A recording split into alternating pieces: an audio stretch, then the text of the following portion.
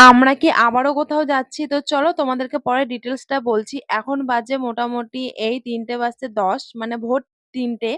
তো এই যে লাগেজ-টাগেজ নিয়ে সব রেডি হয়ে গেছি। আর বলে দিই এখন আছি মথুরাপুর স্টেশন যেখানে আমার হাসব্যান্ড থাকে। তো এই যে দেখো টাইমটাও দেখিয়ে নিচ্ছি একদম পুরো ৩:০০ বাজেই যায়। মানে ৩:১০ এ আরকি ট্রেন আছে। তো আমরা একটু তাড়াতাড়ি এসেছি। আমাদের যেখানে থাকি আরকি সেখান থেকে স্টেশন খুবই কাছে।